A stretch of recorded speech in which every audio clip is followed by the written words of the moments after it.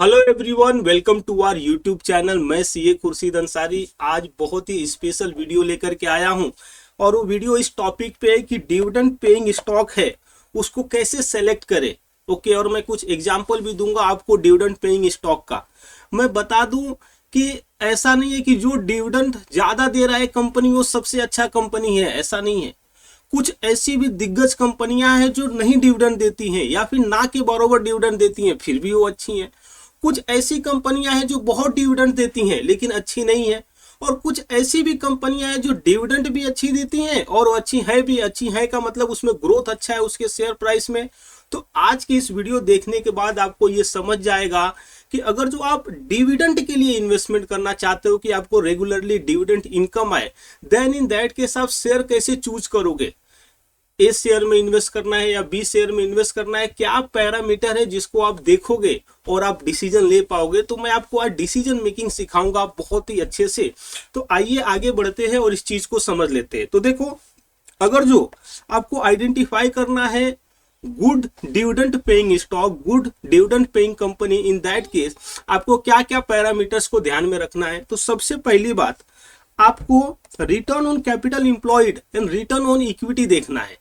कहने का मतलब क्या है, वो कंपनी जो अच्छा डिविडेंड दे रही है। अच्छा डिविडेंड मतलब कहां से कहां तक हो सकता है। तो देखो, नॉर्मली एक पैरामीटर है कि 2% से 6% का डिविडेंड अच्छा होता है। ओके, तो आपको ये देखना है कि वो कंपनियां रिटर्न ऑन कैपिटल इंप्लॉयड और रिटर्न ऑन इक्विटी कितना जनरेट करके दे रही हैं। तो अगर जो किसी कंपनी का रिटर्न ऑन कैपिटल इंप्लॉयड या फिर return on equity more than equal to 20% है तो वो अच्छा है, ये आप कंसिडर कर सकते हो।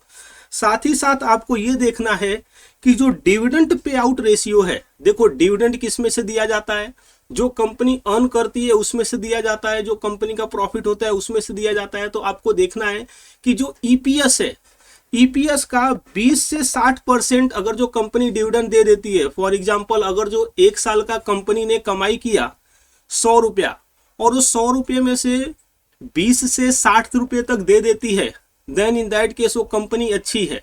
उस कंपनी में आप इन्वेस्टमेंट करने के लिए सोच सकते हो। क्यों ऐसा? क्योंकि देखिए, जो प्रॉफिट होता है वो प्रॉफिट का दो पार्ट बनता है। एक तो जो लोगों में डिस्ट्रीब्यूट किया जाता है एज अ डिविडेंड, और दूसरा होता है री इन्वेस्टमेंट इनटू द बिजनेस। कहने का मतलब क्या है, अगर जो कंपनी 60 रुपया डिविडेंड दे देती है तो कंपनी के हाथ में 40 रुपया बचेगा। तो कंपनी क्या करेगी, कंपनी अपने बिजनेस में लगाएगी, तो उससे बिजनेस बढ़ेगा। तो जो अगला साल होगा उससे क्या होगा, और ज्यादा कंपनी अर्न करेगी। तो ज्यादा अर्न करेगी तो क्या होगा, आपके शेयर के प्राइस में ग्रोथ भी होगा। अदरवाइज ऐसा हो जाएगा कि जो भी कंपनी कमा रही है, आपको डिविडेंड दे रही है, तो इन दैट के जो स्टॉक का प्राइस है उसमें मूवमेंट नहीं आएगा। तो आपको ये भी ध्यान रखना है। और देखिए क्या बोला जा रहा है, आपको अर्निंग स्टेबिलिटी पे भी ध्यान देना है। आपको साइक्लिकल बिजनेस वाले स्टॉक पे डिविडेंड कमाने के लिए नहीं इन्वेस्ट करना है, ठीक है। इसका मतलब क्या हुआ, कोई कोई ऐसा बिजनेस रहता है कि थोड़े टाइम तक चलता है फिर नहीं चलता है। ओके, तो ऐसे इन्वेस्टमेंट आपको नहीं करने हैं क्योंकि उसमें आपको रेगुलर डिविडेंड नहीं मिलेगा। जिस साल या जिस क्वार्टर में कंपनी अच्छा प्रॉफिट करेगी उस क्वार्टर में डिविडेंड मिल जाएगा, लेकिन जिस क्वार्टर में कंपनी अच्छा प्रॉफिट नहीं करेगी उस क्वार्टर में आपको डिविडेंड नहीं मिल जाएगा। तो ये सभी पैरामीटर्स थे जो आपको ध्यान देना था एक अच्छा डिविडेंड स्टॉक को सेलेक्ट करने के लिए। अगर जो मैं कुछ आपको एग्जांपल दूं जो अच्छे डिविडेंड स्टॉक हो सकते हैं आपके लिए, तो कुछ एग्जांपल कुछ ऐसे हैं। देखिए, जैसे कि अपना वेदांता हो गया, इन्फोसिस हो गया, मैरिको हुआ, कोल इंडिया हुआ, या फिर आईटीसी हुआ, और भी ऐसे बहुत सारे स्टॉक्स हैं जैसे कि एचयूएल हुआ।